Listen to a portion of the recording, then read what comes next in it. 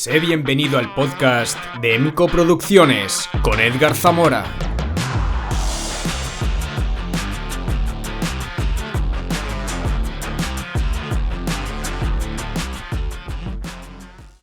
Bienvenidos a un nuevo episodio de nuestro podcast, donde cada semana exploramos temas que nos inspiran, nos retan y nos conectan con nuestro mundo y con nosotros mismos. Hoy tenemos un programa cargado de contenido apasionante, dividido en nuestras secciones habituales, cada una con reflexiones y debates que no te dejarán indiferente. En Divine Wild Visions comenzamos conectando con la naturaleza y sus secretos. Hablaremos de cómo todos podemos tener un huerto anual, sea en un jardín, terraza o balcón, y exploraremos el lenguaje secreto de las ballenas, esas gigantes sabias del océano que guardan mensajes que apenas comenzamos a comprender.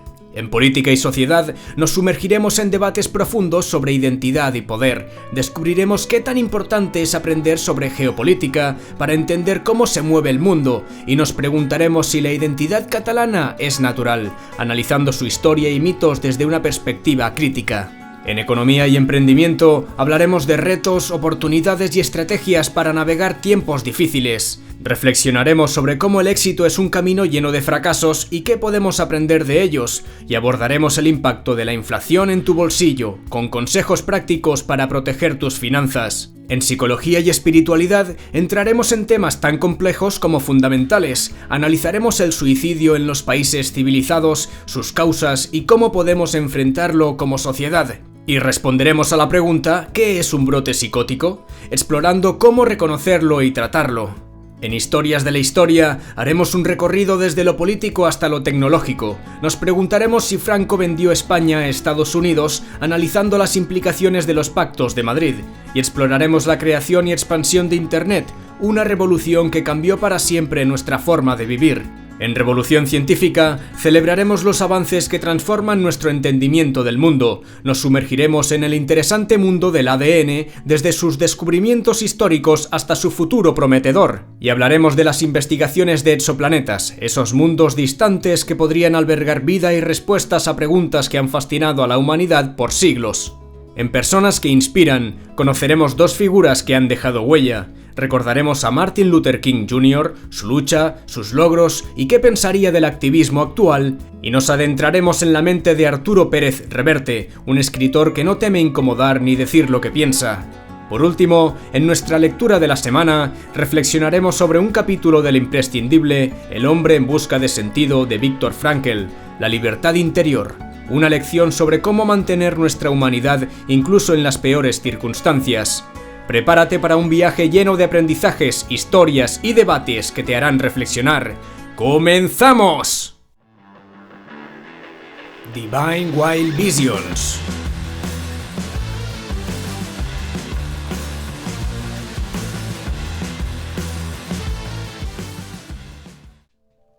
Todos podemos tener un huerto anual. Hoy vamos a hablar de un tema que además de práctico, tiene un impacto revolucionario: cultivar tu propio huerto anual. Y no necesitas un terreno enorme para empezar. Da igual si tienes un balcón, una terraza, un jardín o una parcela. Todos podemos plantar algo y disfrutar de los beneficios de cosechar nuestros propios alimentos. Este tema no es solo interesante, sino también profundamente transformador. Cultivar un huerto no es solo un hobby, es una declaración de independencia alimentaria. Es decirle al sistema que no necesitamos depender de los supermercados para todo, y lo mejor, no hace falta ser un experto. Hoy voy a guiarte paso a paso para que entiendas cómo empezar, qué necesitas y qué puedes lograr. Podemos entender el huerto como un acto revolucionario. Tener un huerto es mucho más que producir alimentos, es una forma de recuperar el control sobre lo que comes, reducir tu dependencia de grandes cadenas y fomentar la sostenibilidad. Es un pequeño acto de resistencia, pero con un impacto enorme. Además, cultivar tus propias verduras y hortalizas es reconectar con la naturaleza y contigo mismo. Piénsalo. ¿Cuántos de nosotros sabemos realmente de dónde viene lo que comemos? La mayoría de los alimentos que compramos han viajado cientos, a veces miles de kilómetros, generando una huella ecológica descomunal. Con un huerto no solo reduces ese impacto, sino que garantizas calidad y frescura. Veamos cómo elegir los cultivos. ¿Por dónde empezar? Lo primero que tienes que saber es que un huerto exitoso respeta las estaciones. No todas las plantas crecen bien en cualquier momento del año. Así que aquí va una guía rápida de cultivos estacionales. En primavera puedes plantar tomates, pimientos, calabacines, pepinos, lechugas, judías verdes, acelgas y zanahorias. En verano es el momento de las sandías, los melones, berenjenas, albahaca, calabazas, cebollas y también los tomates, que siguen siendo protagonistas. En otoño, espinacas, rábanos, ajos, coles, brócoli, remolacha y guisantes. Esto solo es un ejemplo. Y en invierno, ¿qué plantar en invierno? Pues por ejemplo las lechugas de invierno, escarolas, ajos tiernos, coliflor, nabos, apio y puerros. La cebolla también crece bien en invierno, aunque más lentamente. Esto no significa que tengas que plantar de todo. Empieza con lo que más te guste o lo que uses más en la cocina. Y aquí va un truco: combina plantel con siembra directa. Si estás empezando, mi recomendación es que compres plantel ya hecho. ¿Por qué? Porque te ahorra tiempo y complicaciones. Las plántulas que compras en un vivero ya han pasado por esa etapa delicada de germinación y están listas para crecer. Esto es ideal para cultivos como tomates, pimientos o berenjenas. Ahora bien, hay otros cultivos como rábanos, zanahorias o espinacas que funcionan mejor con siembra directa. Aquí lo importante es no complicarte. Compra el plantel para los cultivos más exigentes y siembra directamente los que son más sencillos. Recuerda, esto no es una carrera, es un proceso para aprender y disfrutar. Prestemos atención a cómo preparar el terreno y las herramientas básicas. Pasemos al terreno, la base de todo buen huerto. Si tienes suelo, asegúrate de que sea fértil y rico en materia orgánica. Puedes mejorarlo añadiendo compost, estiércol bien descompuesto o humus de lombriz. Si trabajas con macetas, usa un buen sustrato universal y mezcla un poco de compost para darle más vida. Las herramientas básicas son pocas pero esenciales. Una azada para remover y airear la tierra, un rastrillo para nivelar el terreno y eliminar restos, y un binador para deservar y esponjar el suelo. Y si tienes una parcela más grande, pues una motoazada te facilitará mucho el trabajo, aunque no es imprescindible. Lo mismo ocurre con una bomba de agua. Si tienes un sistema de riego por goteo y una extensión considerable, puede ser una gran aliada, pero si tu huerto es pequeño, una regadera o manguera será suficiente. Ahora bien, el riego podría considerarse el arte de usar bien el agua.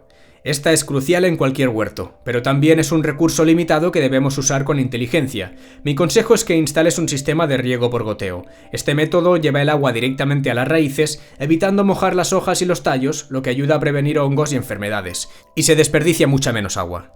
Si no puedes instalar un sistema de goteo, recuerda siempre regar a nivel del suelo y evita mojar la planta. Esto es especialmente importante en cultivos como tomates y pimientos, que son sensibles a los hongos. Y es curioso, porque en primavera-verano, cuando mojas la planta, se ve brillante, reluciente, y seguramente la primera semana o las 2 primeras semanas incluso las verás más vitales. Pero esto cambiará drásticamente cuando aparezcan los hongos. Veamos cómo podemos hacer una prevención ecológica de plagas y enfermedades. Para mantener tu huerto sano, más vale prevenir que curar. Aquí van algunos métodos ecológicos básicos. Contra los hongos, usa caldo bordelés o azufre. Puedes ir intercalando su aplicación para no excederte. Para plagas como pulgones, la combinación de aceite de neem y jabón potásico es muy efectiva. Si tienes problemas con orugas, el Bacillus es un insecticida biológico que funciona de maravilla. Aplica estos productos de forma preventiva, sobre todo después de lluvias o cambios bruscos de temperatura. Y es así de simple. Puedes complicar los tratamientos todo lo que tú quieras. Hay propuestas a miles en la red. Pero esto es lo más básico, lo que han usado nuestros abuelos durante toda la vida, son efectivos y respetuosos con el medio. Si quieres dar un paso más hacia la sostenibilidad, considera integrar prácticas de agricultura regenerativa. Esto incluye, usar abonos verdes para enriquecer el suelo, rotar los cultivos para evitar el agotamiento del terreno, incorporar cubiertas vegetales como trébol o cebada para proteger y mejorar la tierra. Estas técnicas no solo hacen que tu huerto sea más productivo, sino que también ayudan a regenerar el suelo y capturar abono. Un consejillo súper práctico y barato. En los caminos, entre líneas de plantación, puedes utilizar cartones. De esta manera evitarás que surja la hierba sin afectar al suelo, y si de vez en cuando les das la vuelta, te darás cuenta de que allí hay muchos caracoles que podrás recolectar de golpe y así evitar que se coman tus verduras de hoja. Como conclusión, podríamos decir que un huerto no es solo un espacio donde crecen verduras, es un lugar de aprendizaje, de conexión y de transformación. Da igual si empiezas con un par de macetas en tu balcón o con una parcela completa, lo importante es dar el primer paso.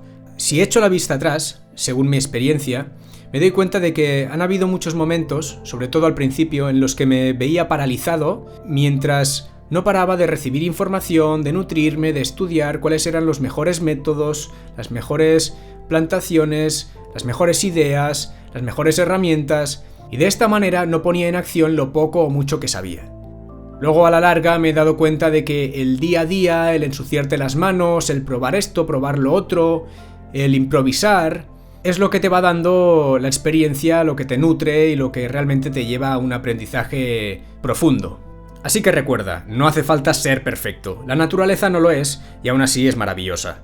Así que manos a la tierra, experimenta, aprende y disfruta, porque cada semilla sembrada es un acto de esperanza y una revolución en sí misma. ¡A cultivar! ¿Qué le dice un jardinero a otro? Nos vemos cuando podamos. Oh my God. En este segundo tema de la sección nos sumergiremos literalmente en el mundo submarino para descubrir algo que lleva siglos maravillando a la humanidad, el lenguaje secreto de las ballenas. Imagina estar en medio del océano, en un silencio casi absoluto, y escuchar una canción que viaja a través del agua durante kilómetros. No es solo un sonido, es un mensaje, una forma de comunicación que todavía estamos intentando descifrar. ¿Qué nos dicen las ballenas? ¿Cómo han desarrollado una de las formas más complejas de comunicación del reino animal? Hoy vamos a explorar todo esto y más. El lenguaje de las ballenas es un sistema único en la naturaleza. Las ballenas no solo cantan, se comunican mediante un lenguaje que los científicos han descrito como altamente estructurado y dinámico. Las canciones de las ballenas jorobadas, por ejemplo, pueden durar hasta 20 minutos y están compuestas por frases repetidas que cambian lentamente con el tiempo, como si fueran una sinfonía en constante evolución. Estudios recientes han demostrado que estos cantos no son aleatorios. Las ballenas los utilizan para múltiples propósitos. Por ejemplo, la comunicación a larga distancia. Los sonidos de algunas especies, como los rorcuales, pueden viajar hasta 1600 kilómetros bajo el agua. También se utilizan para atracción de pareja. Los machos a menudo cantan para impresionar a las hembras. Y para coordinar al grupo. En especies como las orcas, los sonidos permiten organizar la caza y mantener la cohesión del grupo. Además, cada especie tiene su propio dialecto, y en algunas, como las orcas, incluso los clanes familiares desarrollan variantes únicas. Esto nos lleva a preguntarnos, ¿estamos ante un lenguaje en el sentido más amplio de la palabra? Las ballenas han sido arquetipos de sabiduría en las culturas antiguas. Desde tiempos inmemoriales, estas han sido vistas como símbolos de sabiduría y conexión con lo divino. En la mitología de muchas culturas aparecen como guardianes de secretos antiguos y guías espirituales. En la cultura maorí, las ballenas son consideradas kaitiaki, guardianes del océano y protectoras de los navegantes. En la tradición inuit, las ballenas representan la fuerza de la comunidad y el equilibrio entre el hombre y la naturaleza. Incluso en textos religiosos, como la Biblia, la ballena aparece como un símbolo de reflexión y transformación, como en la historia de Jonás. Este arquetipo no es casual. Las ballenas, con su tamaño imponente y su comportamiento social complejo, nos han inspirado a verlas como más que simples animales. Son una conexión viva con un mundo más profundo y misterioso. Pero veamos lo que nos dicen los científicos. Además de su lenguaje, las ballenas desempeñan un papel crucial en los ecosistemas marinos. Sus migraciones, cantos y comportamientos afectan a todo el océano. Pero aquí viene un dato que quizás no sabías. Las ballenas ayudan a combatir el cambio climático. ¿Cómo? A través de lo que se conoce como la bomba biológica de carbono. Cuando las ballenas se alimentan en las profundidades y regresan a la superficie, liberan nutrientes que estimulan el crecimiento del fitoplancton. Este fitoplancton no solo alimenta a millones de organismos, sino que también absorbe grandes cantidades de CO2, ayudando a regular el clima de la Tierra. Es irónico, ¿verdad? Mientras nosotros buscamos soluciones tecnológicas al cambio climático, estas gigantes del océano llevan siglos haciéndolo de manera natural. Pero vayamos al tema central. ¿Qué podemos aprender de su lenguaje? A pesar de décadas de investigación, apenas hemos comenzado a entender el lenguaje de las ballenas, pero lo que sí sabemos es que su forma de comunicarse nos enseña algo fundamental, la importancia de la conexión. Las ballenas no cantan por cantar, lo hacen para mantener sus lazos sociales, para sobrevivir como grupo y quizás para expresar algo más profundo que todavía no entendemos. En un mundo donde cada vez estamos más desconectados, tanto de la naturaleza como entre nosotros, el lenguaje de las ballenas nos recuerda que la comunicación es mucho más que palabras, es empatía, colaboración y sobre todo armonía. Como conclusión, las ballenas no son solo gigantes del océano, son guardianas de un mundo que apenas estamos comenzando a comprender. Su lenguaje, sus cantos y su papel en el equilibrio del planeta nos invitan a reflexionar sobre nuestra relación con la naturaleza. ¿Qué pasaría si las escucháramos más, si intentáramos aprender de su sabiduría en lugar de amenazar su existencia? Las ballenas tienen mucho que enseñarnos, no solo sobre el océano, sino también sobre nosotros mismos. Política y sociedad.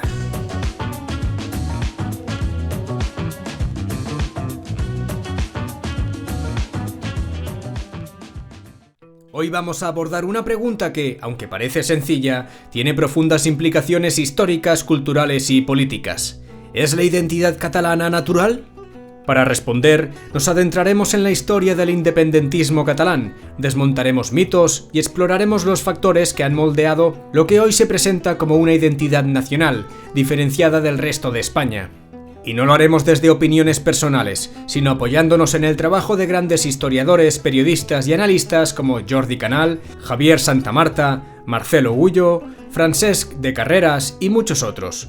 Este es un tema delicado pero imprescindible para entender la situación política actual en España, así que, sin más preámbulos, vamos al origen de esta cuestión. La génesis del catalanismo, símbolos y mitos. El catalanismo como movimiento político moderno no es tan antiguo como algunos quieren hacer creer. Si nos remontamos al siglo XIX, vemos cómo empiezan a aparecer símbolos que hoy se asocian con Cataluña, la señera, el himno, el segadors, y una narrativa mítica que busca dotar a la región de una historia diferenciada y heroica. Estos símbolos y relatos, como la defensa contra Felipe V en la Guerra de Sucesión, fueron reinterpretados por los nacionalistas para construir un sentimiento de agravio hacia el resto de España. Pero atención, estos elementos son construcciones políticas, no realidades históricas inmutables. Por ejemplo, la bandera catalana tiene raíces medievales compartidas con otras regiones de la Corona de Aragón, y el himno se convirtió en símbolo de lucha mucho después de los hechos que relata. El movimiento burgués y la expansión del catalanismo. El catalanismo surge como un movimiento burgués a finales del siglo XIX, impulsado por las élites industriales de Barcelona. Estas élites, que veían cómo se desmoronaban sus negocios tras la pérdida de Cuba en 1898, empiezan a buscar en el nacionalismo catalán una herramienta para proteger sus intereses económicos frente al centralismo madrileño. Desde este contexto, se fomenta una narrativa de victimismo económico que ha perdurado hasta nuestros días. Aquí nace el famoso España en roba, una mentira que ha sido ampliamente desmontada por economistas e historiadores, pero que sigue siendo una herramienta clave del independentismo. Del catalanismo cultural al separatismo político. En el siglo XX, el catalanismo pasa de ser un movimiento cultural a convertirse en un proyecto político con aspiraciones separatistas. Durante la dictadura de Primo de Rivera y las guerras civiles carlistas, los nacionalistas catalanes se consolidan como un actor político importante, aunque no dominante. Con la llegada de la Segunda República, figuras como Francesc Macià y Lluís Companys toman el protagonismo, impulsando estatutos de autonomía y coqueteando con ideas separatistas. Sin embargo, la proclamación de la República Catalana en 1934 no fue más que una declaración simbólica que acabó en fracaso y represión. Franquismo, represión o instrumentalización. La narrativa independentista sostiene que Cataluña fue brutalmente reprimida durante el franquismo. Sin embargo, estudios como los de Jordi Canal o Pau Guix muestran una realidad más matizada. Aunque es innegable que hubo represión cultural, también hubo momentos en los que el régimen franquista fomentó el desarrollo económico de Cataluña. Esto creó una paradoja. La región se convirtió en una de las más ricas e industrializadas de España, mientras la narrativa victimista seguía alimentándose. La democracia y el auge del nacionalismo institucional. Con la Constitución del 78 y el establecimiento del Estado de las Autonomías, Cataluña obtuvo competencias inéditas en lengua, educación y cultura. Esto marcó el inicio de una nueva etapa, el nacionalismo institucional, liderado por figuras como Jordi Pujol, quien utilizó la Generalitat como una herramienta para construir lo que Pau Guix llama una ingeniería social separatista. Desde entonces, la educación, los medios públicos como TV3 y Catalunya Radio, e incluso la inmigración, han sido utilizados para reforzar una identidad catalana diferenciada. Por ejemplo, se prioriza la inmigración magrebí sobre la hispanoamericana, ya que es más fácil integrar a los primeros en la narrativa separatista a través del idioma.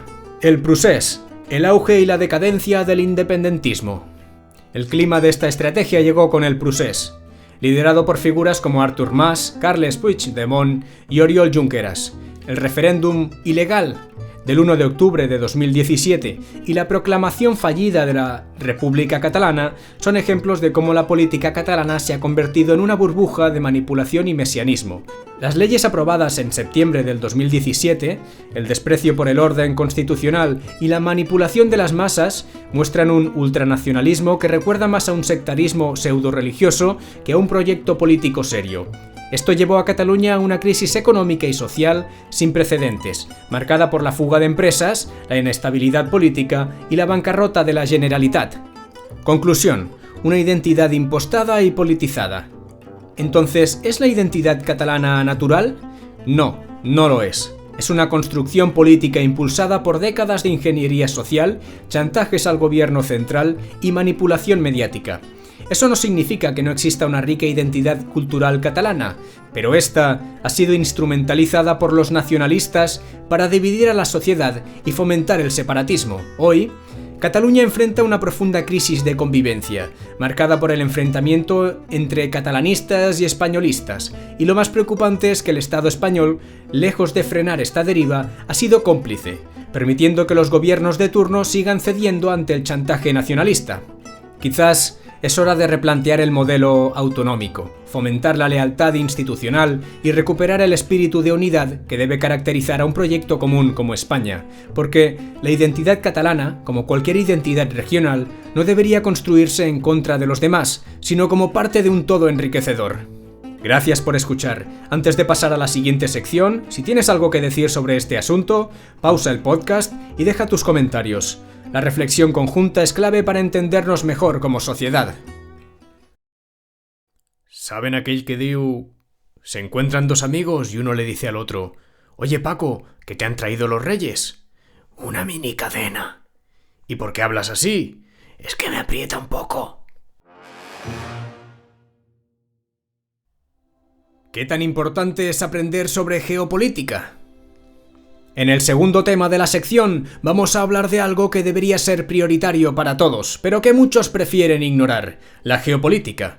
Piénsalo, vivimos en un mundo donde las decisiones de gobiernos, corporaciones y élites globales determinan qué comemos, cuánto pagamos por la energía o por qué unos países prosperan mientras otros se hunden en el caos. Y aún así, la mayoría de la gente no entiende cómo funcionan estas dinámicas ni qué papel juegan en sus vidas. Vamos a explorar por qué aprender sobre geopolítica no solo es útil, sino imprescindible. Entender este juego de poder es clave para ser un ciudadano consciente, difícil de manipular y capaz de cuestionar el mundo en el que vive.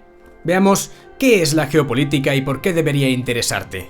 La geopolítica es el estudio de cómo las relaciones entre países se ven influenciadas por factores geográficos, económicos, culturales y políticos. Pero más allá de las definiciones académicas, es esencialmente el análisis del poder, quién lo tiene, cómo lo usa y a qué costo.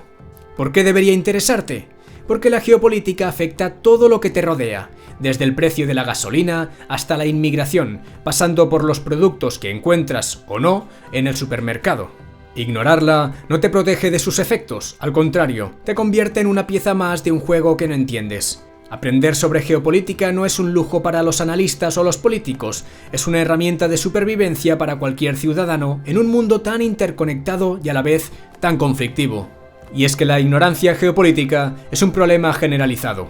Vivimos en un mundo donde sabemos más de los últimos escándalos de las redes sociales que de las tensiones internacionales que podrían desatar una guerra.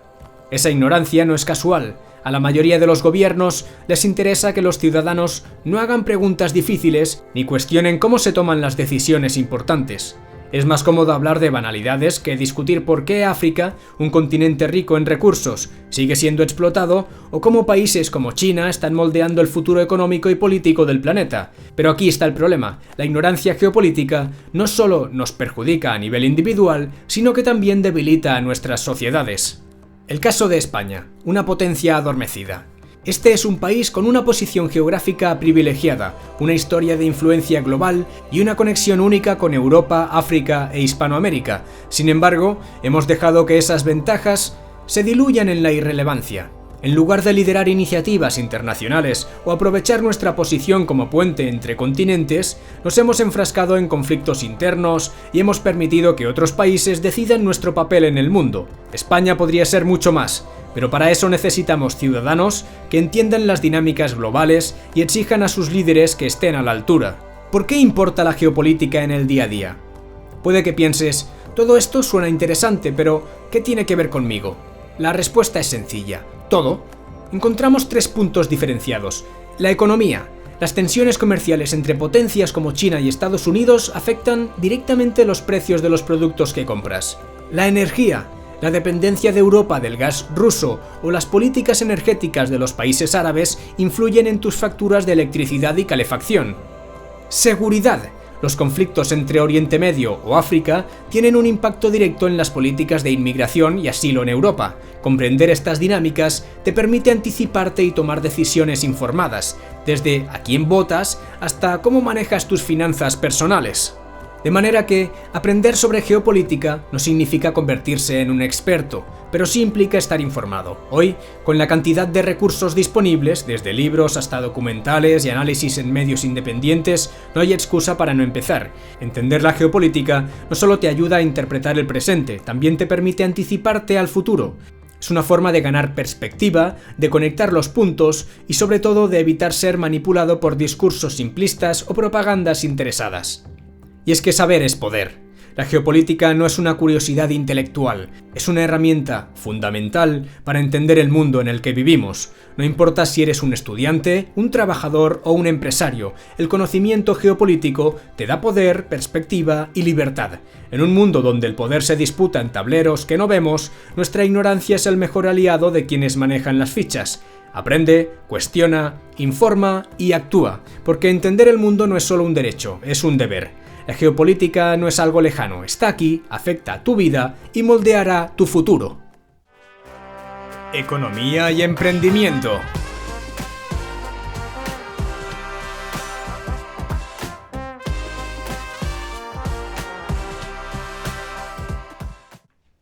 El éxito es un camino lleno de fracasos. No es una frase bonita para que te sientas bien después de un día malo. Es una realidad universal que los grandes emprendedores no solo aceptan, sino que abrazan.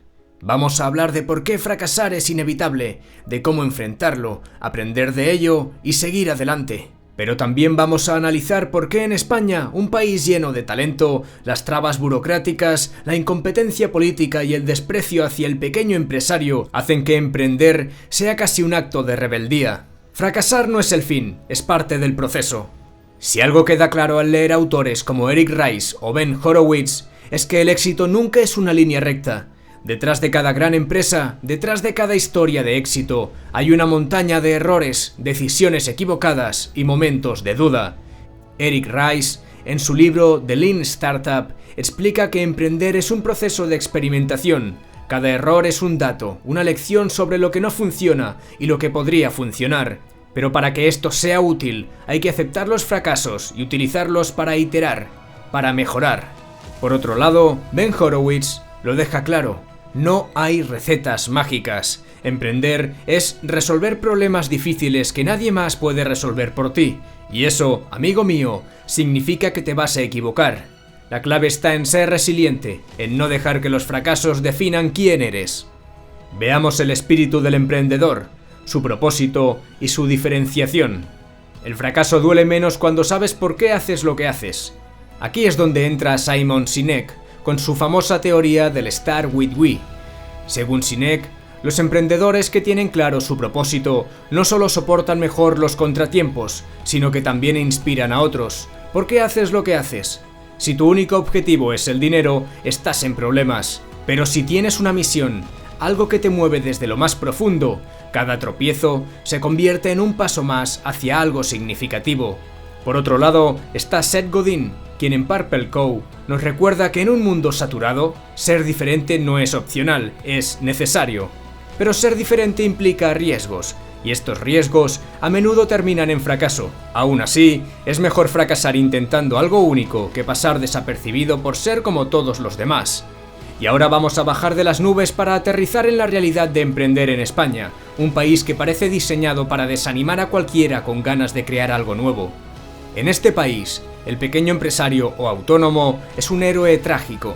Mientras que en Estados Unidos puedes montar una empresa en un día y empezar a operar al siguiente, aquí tienes que enfrentarte a un laberinto burocrático que haría llorar al mismo Kafka.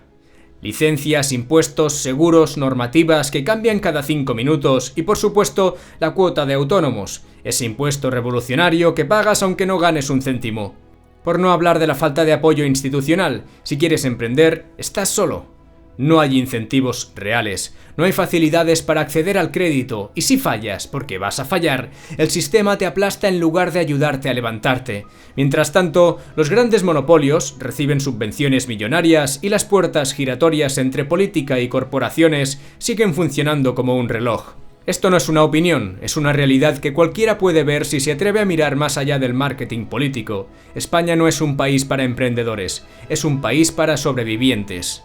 Ahora bien, ¿qué podemos hacer ante esta realidad? Primero, aceptarla. Como dice Reid Hoffman, el éxito en un entorno adverso no viene de esperar condiciones perfectas, sino de actuar rápido, adaptarte y aprender sobre la marcha. Aquí tienes algunas estrategias prácticas para enfrentarte al fracaso y convertirlo en aprendizaje. Número 1. Adopta la mentalidad Lean. Prueba rápido, falla rápido y aprende rápido. No inviertas todos tus recursos en una sola idea, experimenta y ajusta sobre la marcha. Número 2. Encuentra tu círculo de apoyo. Rodéate de mentores, otros emprendedores y personas que entiendan tus retos. La soledad es uno de los mayores enemigos del emprendedor. Número 3. Mide lo que importa. Como explica Daniel Pink en Drive, las métricas tradicionales como el dinero no son suficientes para mantener la motivación. Encuentra indicadores que reflejen tu progreso real y tu impacto. Y número 4. Haz trabajo profundo. Cal Newport, en Deep Work, señala que el enfoque y la profundidad son las mejores armas en un mundo lleno de distracciones. Dedica tiempo a pensar, a planificar y a crear algo con verdadero valor. Veamos la importancia de tener un plan, pero no aferrarte a él. Peter Thiel, en Zero to One, nos recuerda que las grandes innovaciones no vienen de copiar a otros, sino de crear algo completamente nuevo, pero esto no significa que debas aferrarte ciegamente a tu idea inicial. Como explica Guy Kawasaki en The Art of the Start, los planes están para cambiarse. Si algo no funciona, ajusta, pivota, pero no te quedes paralizado. Como conclusión, sabemos que fracasar no es el final, es el comienzo.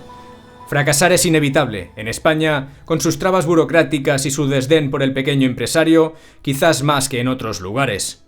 Pero eso no significa que debas rendirte. El fracaso no es el fin, es el precio de entrada al éxito. Si estás emprendiendo, acepta que vas a caer, pero cuando lo hagas, levántate, aprende y sigue adelante. Porque el éxito no está reservado para los que nunca fallan, sino para los que nunca se rinden. Sigue aprendiendo, sigue luchando y sobre todo, sigue soñando. ¿Cuántos meses tienen 28 días? Venga, déjamelo en los comentarios. ¿Todos? El impacto de la inflación en tu bolsillo. Si te has dado cuenta de que cada vez te cuesta más llenar el carro de la compra, o que tu dinero desaparece más rápido que antes, estás sintiendo en primera persona el impacto de la inflación. ¿Pero qué es exactamente? ¿Por qué ocurre? Y lo más importante, ¿cómo puedes protegerte de ella e incluso usarla a tu favor?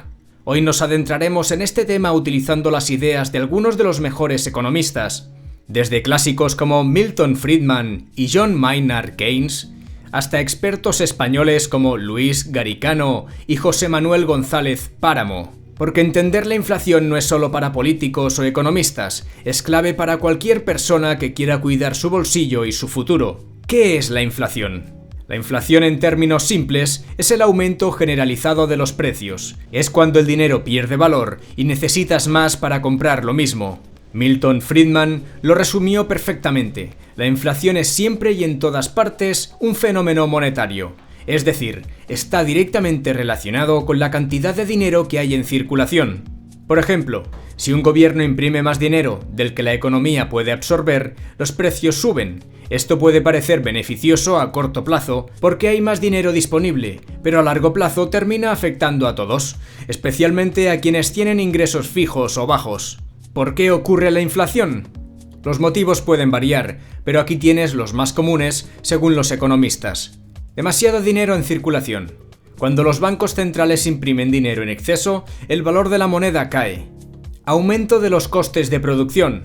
Si sube el precio de la energía o las materias primas, las empresas trasladan esos costes a los consumidores. Políticas fiscales expansivas. Cuando los gobiernos gastan más de lo que ingresan, generan déficits que pueden desencadenar inflación.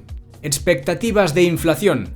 Si la gente cree que los precios subirán, ajustan sus comportamientos comprando más ahora o subiendo los precios en sus negocios, lo que alimenta la inflación. El impacto de la inflación en tu bolsillo. La inflación afecta a todos, pero no a todos por igual. Estas son algunas formas en las que la puedes sentir. Pérdida de poder adquisitivo. Lo que ayer comprabas por 10 euros hoy cuesta 12. Tu salario sigue siendo el mismo, pero rinde menos. Ahorros que pierden valor. Si tienes dinero guardado en una cuenta que no genera intereses, cada año vale menos debido a la inflación. Deudas más fáciles de pagar. Este es el único lado positivo para quienes tienen préstamos. Si tus ingresos suben con la inflación, pero tus deudas tienen un interés fijo, pagarás menos en términos reales. ¿Cómo protegerte de la inflación? La buena noticia es que no tienes que quedarte de brazos cruzados. Aquí tienes algunas estrategias para proteger tu bolsillo. Número 1. Invierte tu dinero. Según Irving Fisher, la relación entre inflación e intereses es clave. Busca instrumentos financieros como fondos indexados o fondos de inversión que superen el aumento de los precios. Número 2. Diversifica tus ahorros. Luis Garicano recomienda no depender solo del dinero en efectivo. Considera activos como el oro, bienes raíces o inversiones internacionales. Número 3. Aumenta tus ingresos. La inflación castiga a quienes dependen de un solo salario. Aprende nuevas habilidades, busca fuentes de ingreso adicionales y ajusta tus tarifas o precios si trabajas por cuenta propia. Número 4. Consume con inteligencia. Planifica tus compras y evita gastos innecesarios. Durante periodos inflacionarios, cada euro cuenta más que nunca. Y número 5. Invierte en educación o formación. Los conocimientos son a prueba de inflación y pueden ayudarte a ganar más en el futuro. Veamos el caso español, política y realidad. España no es ajena a los efectos de la inflación, pero nuestro caso tiene un matiz especial. Como señala José Luis Malo de Molina, la dependencia energética, la alta carga impositiva y la rigidez del mercado laboral hacen que el impacto sea más severo para la clase obrera. Además, la gestión política no ayuda. Los gobiernos, en lugar de ajustar el gasto público o fomentar la competitividad, tienden a recurrir a soluciones cortoplacistas, como imprimir dinero o aumentar los impuestos. Estas medidas no solo no resuelven el problema, sino que a menudo lo agravan. En palabras de Friedrich Hayek, intervenir en el mercado para corregir una distorsión suele crear otra mayor, y España es un ejemplo vivo de eso. La inflación es como una corriente submarina. Si no sabes que está ahí, puede arrastrarte sin que te des cuenta. Pero si entiendes cómo funciona, puedes nadar a favor y protegerte. Recuerda, el conocimiento es poder. Aprende, planifica y actúa. La inflación no tiene que ser tu enemiga. Con las herramientas adecuadas, puede convertirse en una oportunidad para reorganizar tus finanzas y salir más fuerte. Cuida tu dinero, cuida tu futuro y sobre todo, sigue aprendiendo. Psicología y espiritualidad.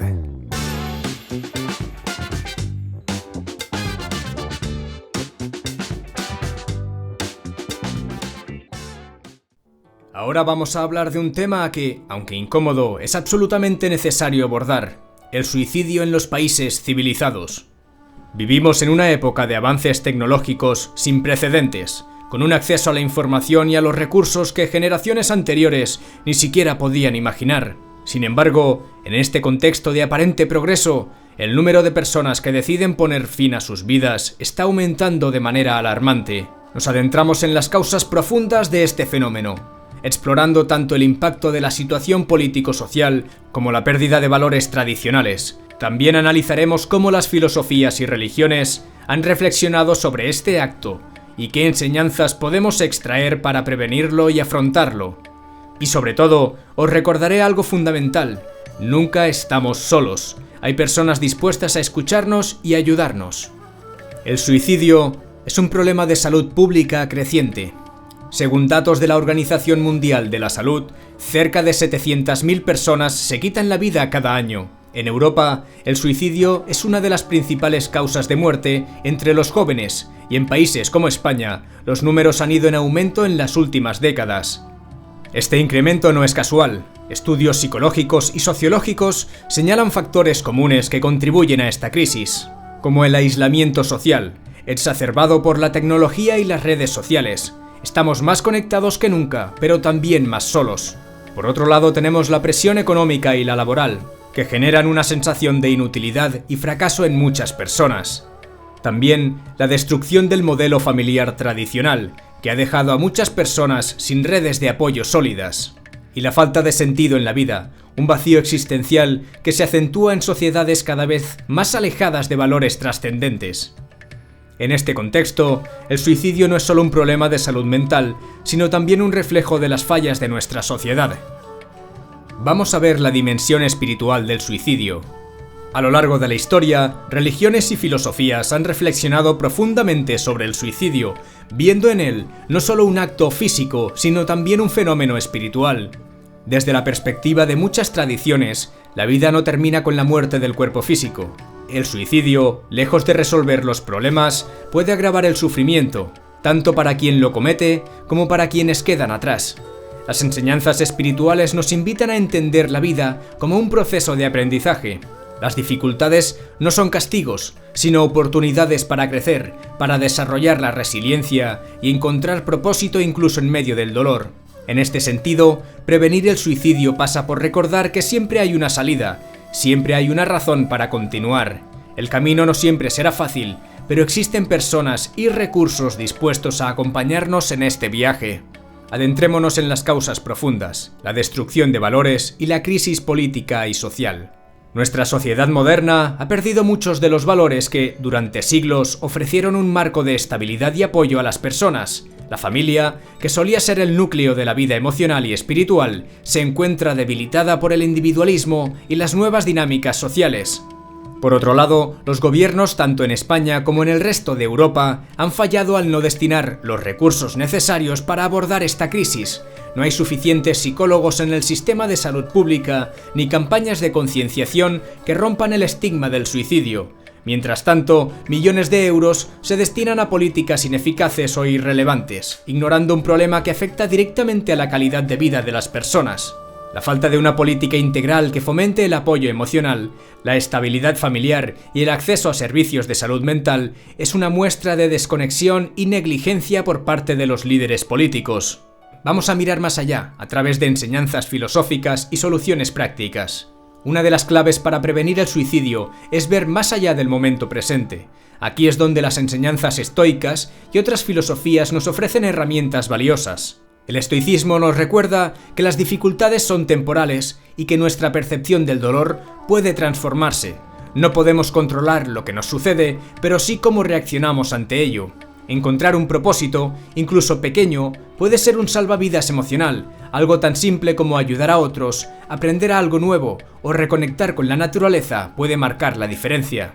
Además, es fundamental buscar ayuda profesional y espiritual. Hablar con un psicólogo, un consejero o un guía espiritual no es una muestra de debilidad, sino de valentía. Pedir ayuda es el primer paso para salir del túnel. Y veamos ahora el papel de quienes están bien, su responsabilidad social. Si estás bien, si te sientes estable emocionalmente, también tienes un papel importante en esta lucha. Tus palabras, tus actos, tu forma de tratar a los demás pueden ser la diferencia entre hundir o salvar a alguien. En lugar de juzgar o ignorar el sufrimiento ajeno, practica la empatía, la escucha y el respeto. Recuerda, el bien que haces puede no ser evidente, pero tiene un impacto profundo. En cambio, el daño que infliges, consciente o inconscientemente, puede dejar cicatrices irreparables. Opta siempre por el respeto, la solidaridad y el apoyo. Finalmente, deseo decirte que, si estás pasando por un momento difícil, quiero que recuerdes esto. Nunca estás solo. Hay personas dispuestas a escucharte, a acompañarte y a ayudarte a encontrar la luz en medio de la oscuridad. Buscar ayuda no es un signo de debilidad, sino de valentía. Y si estás bien, utiliza tu fuerza para construir, para apoyar y para ser un ejemplo positivo. Cada pequeño gesto cuenta. Juntos podemos construir una sociedad más empática, más solidaria y más comprometida con la vida.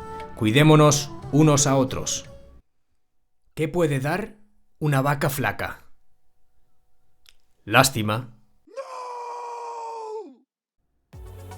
Como segundo tema de esta sección, vamos a hablar de algo que puede parecer lejano, pero que es más común de lo que pensamos: los brotes psicóticos. Si nunca has oído hablar de esto o crees que no te afecta, quédate conmigo. Puede que alguien cercano, un amigo, un familiar o incluso tú mismo estés pasando por algo similar y no lo sepas. Lo importante aquí es aprender, no juzgar. Así que vamos a responder a una pregunta clave. ¿Qué es un brote psicótico? ¿Cómo lo reconocemos, lo tratamos y sobre todo, cómo lo prevenimos? Un brote psicótico es un estado mental en el que la persona pierde el contacto con la realidad. Según expertos como Marian Rojas Estapé y Rafael Santandreu, puede manifestarse de muchas formas: alucinaciones, delirios, paranoia o una desconexión total con lo que ocurre a tu alrededor. Pero aquí viene algo importante: un brote psicótico no significa estar loco. Es una alteración de la mente, muchas veces temporal, que puede ser tratada y manejada con las herramientas adecuadas. Según datos del Instituto Nacional de Estadística, en España se diagnostican cada año más de 20.000 casos de trastornos psicóticos, siendo los jóvenes y adultos jóvenes los más afectados. ¿Por qué ocurren los brotes psicóticos? Las causas de un brote psicótico son complejas y multifactoriales. Como bien explica Facundo Manes, la neurociencia ha identificado factores genéticos, biológicos, psicológicos y sociales que pueden contribuir. Número 1. Factores biológicos. Desequilibrios en neurotransmisores como la dopamina. También alteraciones en el cerebro, a menudo vinculadas a enfermedades como la esquizofrenia. Número 2. Factores psicológicos. Estrés extremo y también trauma no resuelto, como menciona Gabor Maté en su trabajo sobre la conexión entre trauma y salud mental. Número 3. Factores sociales. Vivimos en un mundo hiperconectado donde las redes sociales, la presión laboral y la falta de apoyo comunitario crean un caldo de cultivo perfecto para el estrés crónico, como señala Elsa Punset. Veamos el peligro de no tratarse: mitos y realidades. Aquí es donde las cosas se complican. Muchos profesionales evitan poner diagnósticos porque no quieren etiquetar a los pacientes. Aunque entiendo la intención, este enfoque puede ser peligroso. Como explica Kay Redfield Jamieson, ignorar un diagnóstico no elimina el problema, lo agrava. Sin un diagnóstico adecuado, el paciente no sabe qué está enfrentando ni cómo hacerlo. Un brote psicótico no tratado puede llevar a complicaciones graves, como el aislamiento social, dificultades laborales, daño en las relaciones personales y, en los casos más extremos, autolesiones o intentos de suicidio. El papel de la medicación debe llevar al equilibrio, no a la dependencia. La medicación puede ser una herramienta poderosa para tratar los brotes psicóticos. Sin embargo, como bien señala Iñaki Piñuel, no debe ser la única solución. La clave está en encontrar un equilibrio, utilizar la medicación como un apoyo temporal mientras se aborda la raíz del problema mediante terapia psicológica y cambios en el estilo de vida. El peligro de volverse dependiente de la medicación es real. Por eso es crucial trabajar con profesionales que entiendan la importancia de un enfoque integral, como el que proponía Claudio Naranjo, combinando lo psicológico, lo físico y lo espiritual. Y veamos ligeramente el mercado de las pseudoterapias, un peligro añadido. En un momento de vulnerabilidad, es fácil caer en las trampas del mercado de las pseudoterapias y las filosofías espirituales New Age. Este tipo de enfoques a menudo prometen curas milagrosas o despertar espiritual, pero pueden ser peligrosos. Por un lado, creando falsas expectativas que pueden retrasar la búsqueda de ayuda profesional al hacer creer que prácticas como meditaciones trascendentales o sanaciones energéticas resolverán el problema. También propiciando una desconexión de la realidad, fomentando una visión distorsionada del mundo que puede aumentar la confusión y el aislamiento. Y otro peligro es la explotación económica. Muchas de estas prácticas se aprovechan de personas en su momento más vulnerable. Como bien señala Marcos Vázquez, es crucial distinguir entre herramientas útiles como el mindfulness, basado en evidencia científica, y enfoques sin respaldo que solo añaden confusión y daño. Bueno, ¿y cómo saber si estamos ante un brote psicótico? Si crees que tú o alguien cercano puede estar experimentando un brote psicótico, aquí hay algunas señales a tener en cuenta. Alucinaciones. Ver, oír o sentir cosas que no están ahí. Delirios. creencias falsas e irracionales como pensar que alguien conspira contra ti, cambios de comportamiento, aislamiento repentino, irritabilidad extrema o episodios de confusión, paranoia, sensación constante de que estás siendo vigilado o perseguido. Si reconoces alguna de estas señales, busca ayuda profesional de inmediato. El diagnóstico temprano puede marcar la diferencia. Y aquí quiero recomendar el trabajo de Ángel Martín, quien ha vivido esta experiencia y la ha plasmado de manera honesta y valiente en su libro Por si las voces vuelven. Ángel relata su brote psicótico con una mezcla de humor, humanidad y vulnerabilidad, ofreciendo una perspectiva única tanto para quienes lo padecen como para sus familiares. Su mensaje es claro: hay vida después de un brote psicótico y nunca es tarde para buscar ayuda. Este libro es un puente hacia la comprensión y la esperanza. Veamos ahora algunos tips para cuidar la mente y prevenir los brotes psicóticos. Número 1. Busca ayuda profesional. Hablar con un psicólogo o psiquiatra no es un signo de debilidad, es un acto de valentía. Número 2. Cuida tu estilo de vida. Dormir bien, comer sano y hacer ejercicio son fundamentales para la salud mental. Número 3. Conéctate con otros. La soledad es un factor de riesgo importante. Habla con amigos, familiares o grupos de apoyo.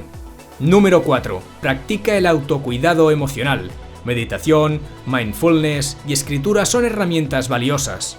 Número 5. Aprende sobre salud mental. Cuanto más entiendas sobre cómo funciona tu mente, mejor podrás cuidarla. Los brotes psicóticos son un desafío, pero no un callejón sin salida. Con diagnóstico, tratamiento y apoyo adecuado, es posible superarlos y reconstruir una vida plena. Si estás pasando por algo similar, recuerda, nunca estás solo y siempre hay esperanza. Y para quienes no lo están, su empatía y comprensión pueden marcar la diferencia en la vida de alguien más. Cuidemos nuestra mente, nuestra salud y nuestras conexiones. Historias de la historia.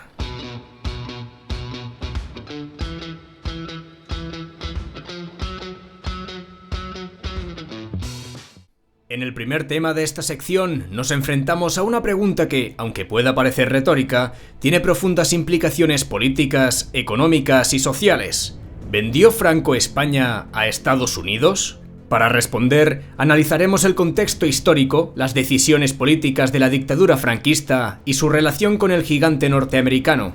Y lo haremos basándonos en el trabajo de historiadores como Roberto Vaquero, Manuel Azcárate, Jesús Hernández Tomás, Josep Fontana, Santiago Armesilla y Francisco Erice, quienes ofrecen perspectivas críticas y fundamentadas sobre este tema. Para entender la relación entre Franco y Estados Unidos, primero debemos situarnos en el contexto de la Guerra Fría. Tras la Segunda Guerra Mundial, España era un paria internacional. La dictadura de Franco, aliada de facto con el Eje durante el conflicto, quedó aislada, condenada por la ONU en 1946 y excluida del Plan Marshall. Sin embargo, todo cambió en los años 50. Con el auge de la Guerra Fría, Estados Unidos necesitaba aliados estratégicos contra la expansión del comunismo. España, con su ubicación geográfica privilegiada, se convirtió en un punto clave para la defensa occidental. Según Josep Fontana, este fue el momento en el que Franco aprovechó el miedo de Estados Unidos al bloque soviético para negociar su supervivencia política y económica.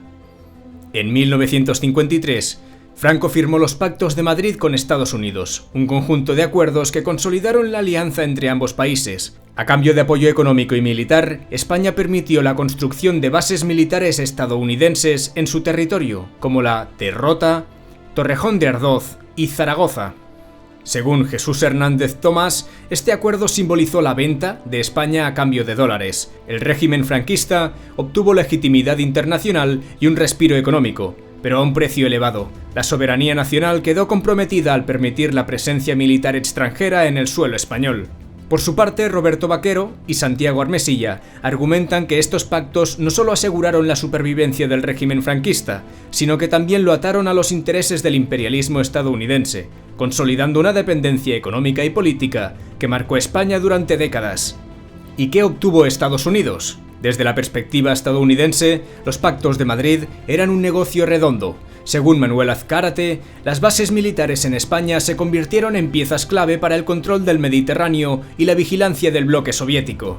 Además, España ofrecía algo más que territorio estratégico, mano de obra barata y un mercado potencial para las empresas norteamericanas. Como explica Francisco Erice, la apertura económica de España en los años 60, promovida en parte por las políticas estadounidenses, no fue tanto una modernización planificada como una colonización económica, encubierta. El apoyo económico que Estados Unidos ofreció a España, aunque crucial para evitar el colapso del régimen franquista, tuvo un costo elevado.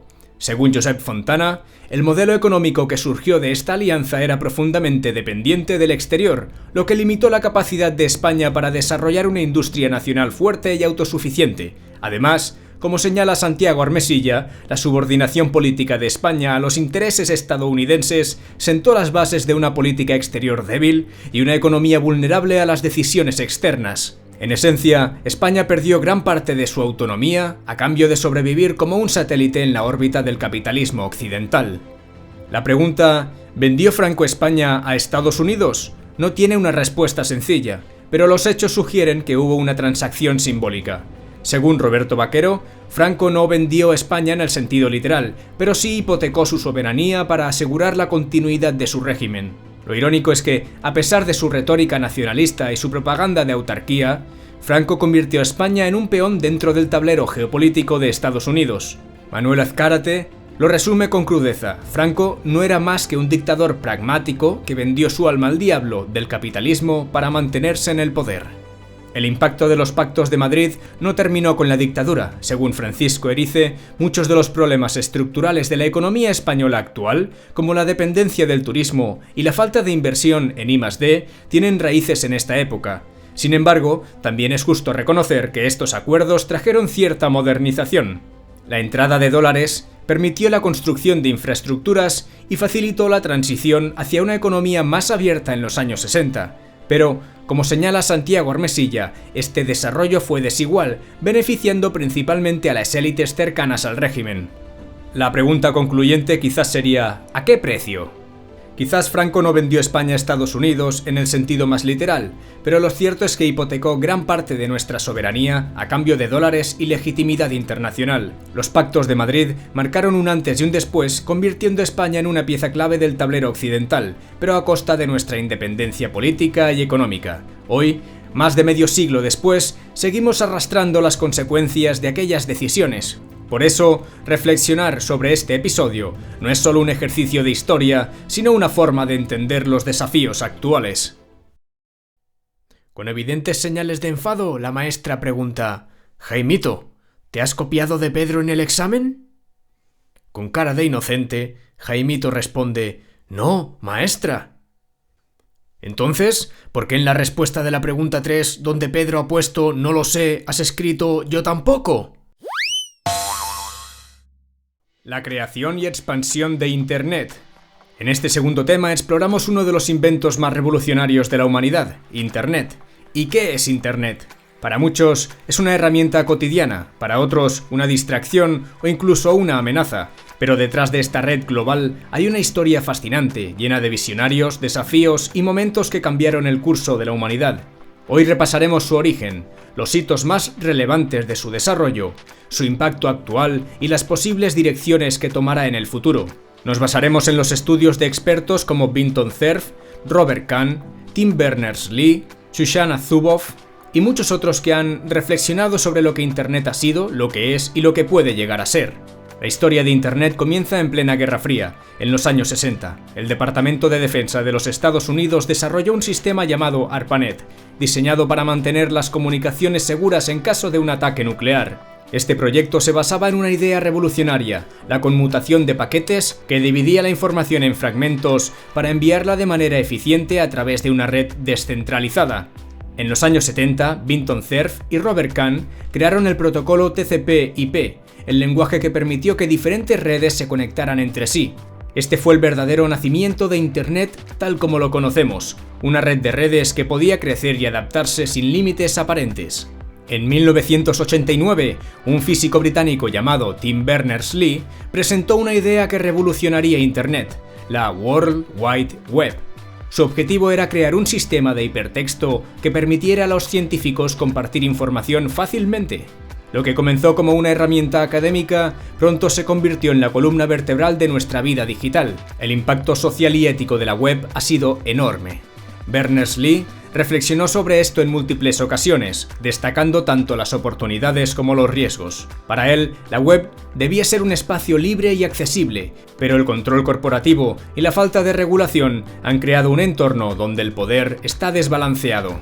Desde los años 90, Internet ha evolucionado a un ritmo vertiginoso. Aquí algunos de los momentos más impactantes. En el 93, el navegador Mosaic. Stephen Lewy lo llamó el pasaporte a la web. Fue el primer navegador que hizo la web accesible al público general. En el 98, la fundación de Google. Internet dejó de ser solo un repositorio de información para convertirse en un entorno donde la búsqueda era clave. En el 2004, el nacimiento de Facebook. Las redes sociales transformaron la forma en que nos conectamos y compartimos información. En el 2007, la llegada del iPhone. Según Kevin Kelly, esto marcó el inicio de Internet móvil, llevando la red literalmente a nuestras manos. Y a partir de 2010, el auge del streaming y la nube. Servicios como Netflix, Spotify y Amazon Web Services redefinieron cómo consumimos contenido y manejamos datos. Hoy en día, Internet conecta a más de 4,5 mil millones de personas. Sin embargo, no todo es positivo. Como explica Shoshana Zuboff, en la era del capitalismo de la vigilancia, gigantes tecnológicos como Google, Facebook y Amazon han convertido la información personal en una mercancía. Vivimos en una era donde los datos son el nuevo petróleo y los usuarios somos, muchas veces, el producto.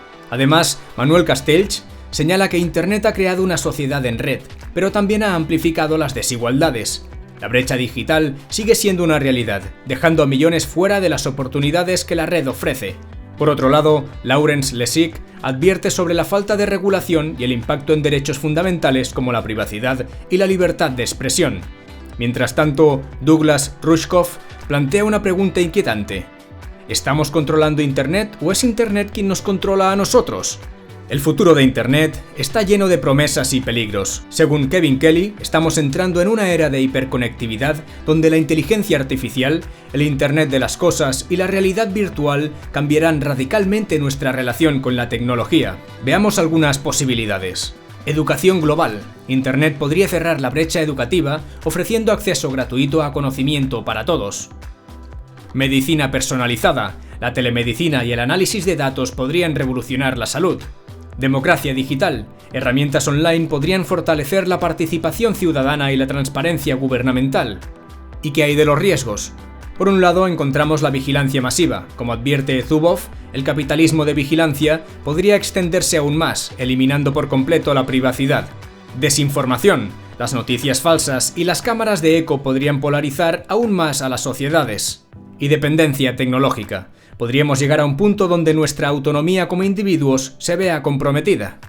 A pesar de su impacto, Internet pasa desapercibido en muchos debates públicos. Según Andrew Bloom, esto se debe a que la infraestructura de Internet es invisible, cables submarinos, centros de datos y redes que nunca vemos, pero es precisamente esta invisibilidad la que lo hace tan crucial. Si no entendemos cómo funciona, ¿cómo podemos protegerlo o aprovecharlo de manera responsable? Podemos decir que Internet es una herramienta, y como toda herramienta, su impacto depende de cómo la usemos. Nos ha dado acceso a conocimiento, conexiones globales y nuevas formas de expresarnos, pero también nos enfrenta a desafíos éticos, sociales y políticos que no podemos ignorar. Gracias a visionarios como Vinton Cerf, Tim Berners-Lee y muchos otros, tenemos la posibilidad de construir un futuro donde Internet sea una fuerza para el bien, pero esto no sucederá por accidente. Requiere nuestra atención, nuestra acción y nuestra reflexión. El interesante mundo del ADN.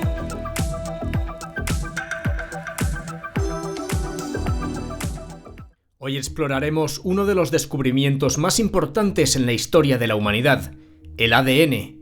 Esta molécula, presente en cada uno de nosotros, no solo guarda las instrucciones de la vida, sino que también ha revolucionado la ciencia, la medicina y nuestra comprensión de quiénes somos.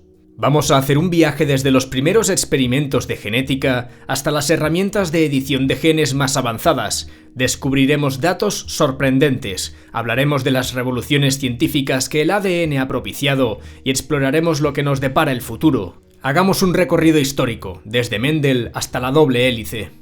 La historia del ADN comienza mucho antes de que supiéramos que existía. En el siglo XIX, Gregor Mendel, un monje austríaco, cultivaba guisantes y notaba patrones en cómo se heredaban sus características. Aunque no conocía el ADN, sus experimentos sentaron las bases de la genética moderna.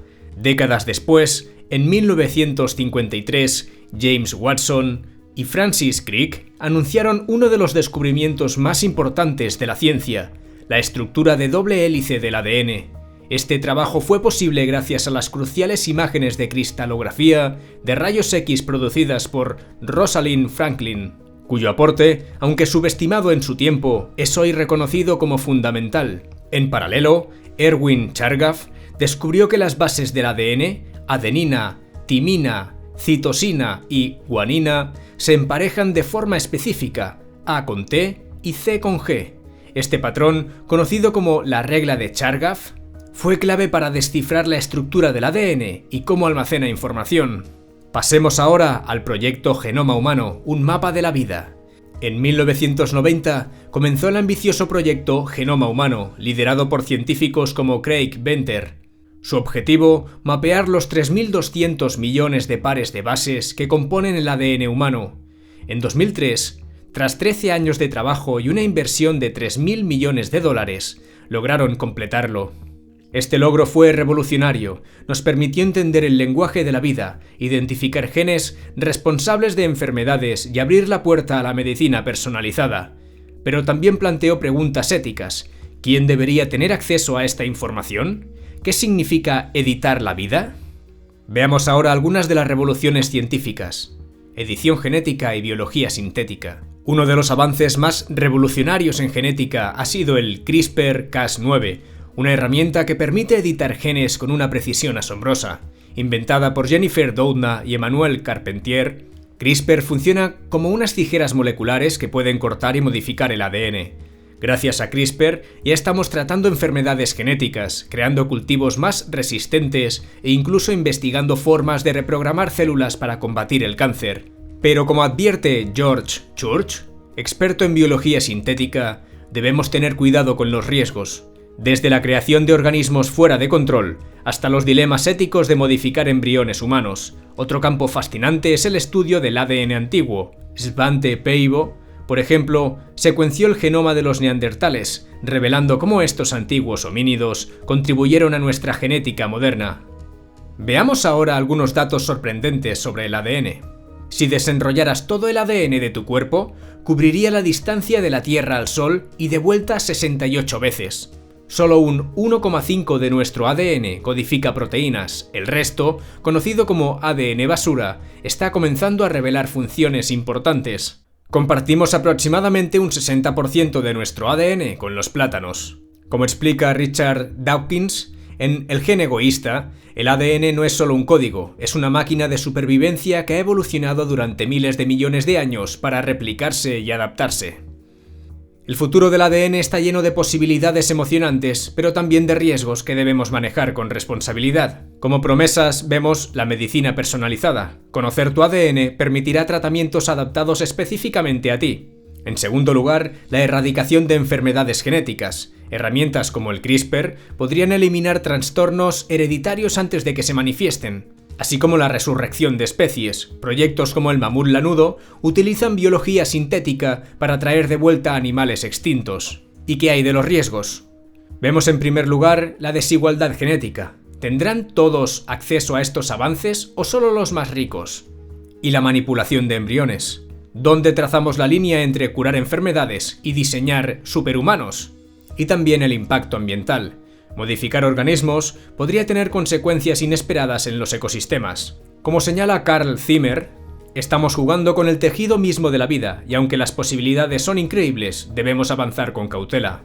Y es que el ADN no es solo una molécula, es una ventana a nuestra historia, un manual de instrucciones para nuestra biología y una herramienta poderosa para moldear el futuro.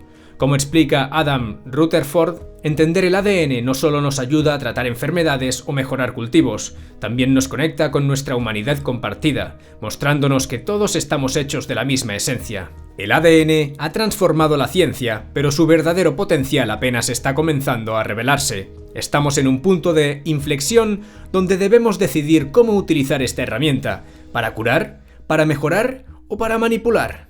Gracias a pioneros como Watson, Crick y Franklin, y a visionarios contemporáneos como Doudna y Church, estamos más cerca que nunca de desentrañar los secretos de la vida, pero un gran poder conlleva una gran responsabilidad, y depende de nosotros utilizar este conocimiento para el bien común.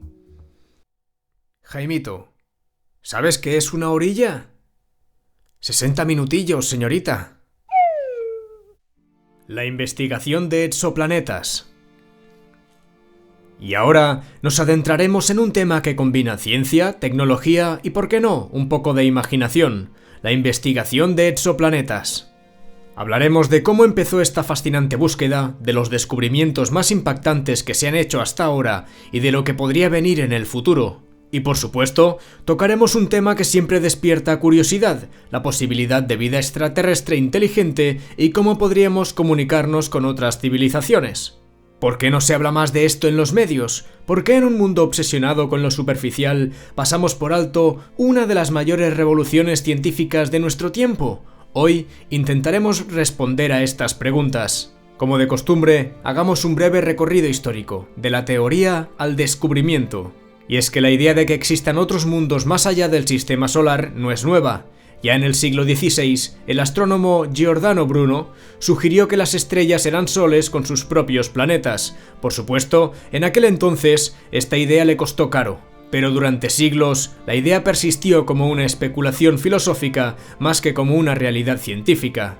Todo cambió en 1995, cuando Michael Major y Didier Queloz anunciaron el descubrimiento del primer exoplaneta, 51 Pegasi b, un gigante gaseoso orbitando una estrella a 50 años luz de distancia. Este descubrimiento marcó un antes y un después, confirmando que los planetas fuera de nuestro sistema solar no solo eran posibles, sino que podían ser detectados. Major y Queloz ganaron el Premio Nobel de Física en 2019 por este trabajo revolucionario. Desde entonces, el ritmo de descubrimientos ha sido asombroso. Según la NASA, ya hemos confirmado más de 5.500 exoplanetas y los datos sugieren que podría haber billones de planetas en nuestra galaxia. Veamos ahora los métodos de detección. ¿Cómo encontramos planetas invisibles? Encontrar exoplanetas no es sencillo, no podemos verlos directamente porque las estrellas que orbitan son miles de veces más brillantes. Sin embargo, los astrónomos han desarrollado técnicas ingeniosas para detectarlos, como el método de tránsito, popularizado por investigadores como David Charbonneau y Sarah Seeger.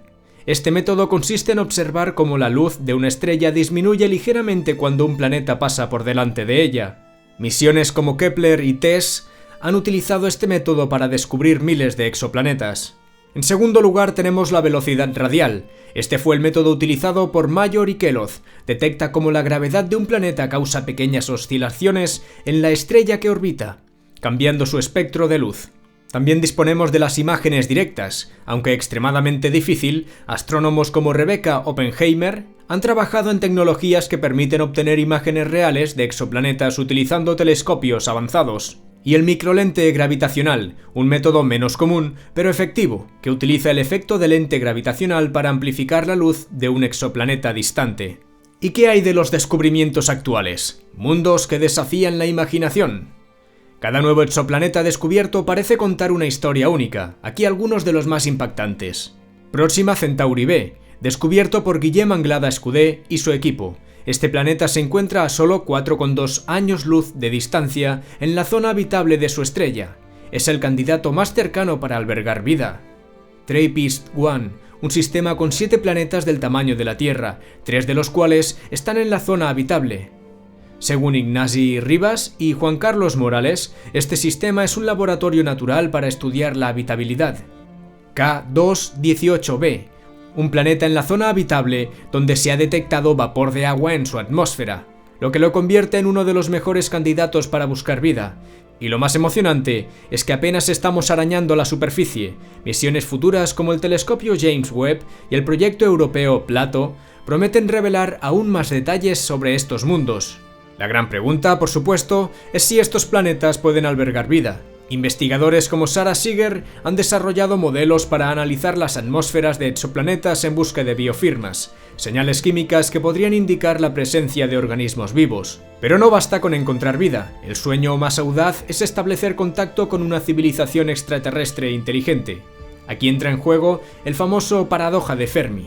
Si el universo está lleno de planetas habitables, ¿dónde están todos? ¿Estamos solos? Los avances en radiotelescopios y el proyecto Breakthrough Listen buscan responder estas preguntas, escaneando el cielo en busca de señales de radio de origen artificial. Sin embargo, hasta ahora, el silencio cósmico es ensordecedor. ¿Y por qué los exoplanetas pasan desapercibidos? A pesar de lo revolucionario de estos descubrimientos, los exoplanetas no ocupan titulares con la frecuencia que deberían. ¿Por qué? Bueno, algunas justificaciones podrían ser las siguientes. La falta de inmediatez. A diferencia de una pandemia o una crisis económica, los exoplanetas no afectan directamente nuestra vida diaria.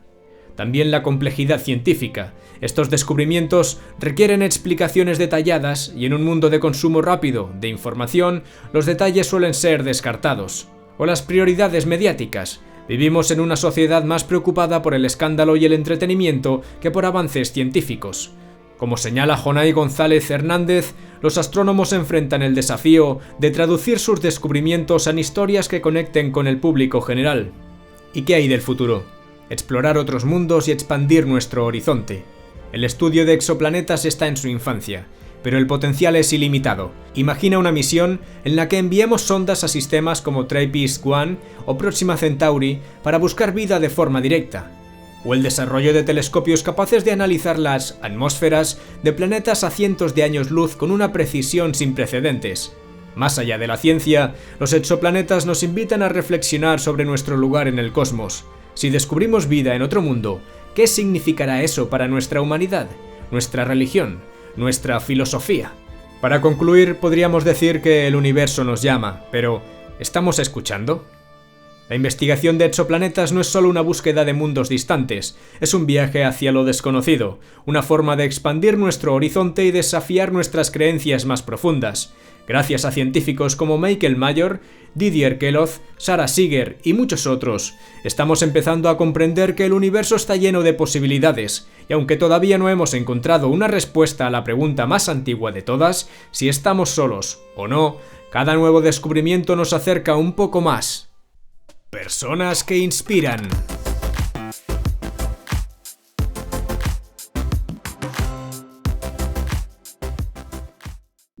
Martin Luther King Jr. y la lucha por la justicia. Hoy hablaremos de Martin Luther King Jr., un hombre cuya lucha por los derechos civiles marcó un antes y un después en la historia de Estados Unidos y del mundo. King no solo fue un líder, fue un símbolo de esperanza, justicia y resistencia pacífica, en un tiempo donde la segregación racial era la norma. Pero más allá de sus logros y derrotas, nos preguntaremos ¿cómo vería Martin Luther King Jr. el panorama político y social actual? ¿Qué pensaría del movimiento woke y su influencia en la izquierda progresista? Basándonos en los análisis de pensadores como Cornel West, Glenn Loury y Fernando Savater, haremos una crítica comparativa entre la lucha de King y el discurso woke contemporáneo, cuestionando qué es relevante y qué es una distracción. Martin Luther King Jr. nació el 15 de enero de 1929 en Atlanta, Georgia, en el seno de una familia de clase media profundamente religiosa. Desde joven, King destacó por su inteligencia y elocuencia, estudiando teología y filosofía.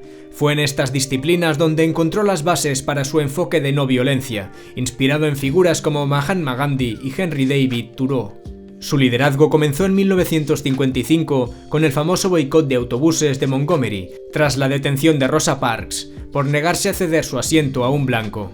Este evento marcó el inicio de un movimiento que desafiaría las leyes de segregación racial en el sur de Estados Unidos. King organizó marchas, discursos y campañas, enfrentándose a una violencia brutal y a un sistema que parecía inamovible. Su discurso más famoso, I Have a Dream, pronunciado en 1963 durante la marcha en Washington, sigue siendo un llamado universal a la justicia y la igualdad. Entre sus logros más destacados están la aprobación de la Ley de Derechos Civiles en 1964, que prohibió la segregación en lugares públicos y discriminación laboral, y la Ley de Derecho al Voto de 1965, que eliminó las barreras legales que impedían a los afroamericanos votar. Sin embargo, su lucha no estuvo exenta de derrotas y críticas. Fue arrestado en numerosas ocasiones, enfrentó amenazas constantes y finalmente fue asesinado el 4 de abril de 1968 en Memphis, Tennessee. Pero su legado perdura como un ejemplo de resistencia pacífica y moral. Veamos ahora la izquierda woke frente a la lucha de King. Para entender cómo encajaría Martin Luther King Jr. en el panorama actual, debemos comparar su enfoque con el discurso de la izquierda woke. King luchaba por igualdad de oportunidades, no por imponer narrativas que fragmenten a la sociedad. Su objetivo era unir, no dividir.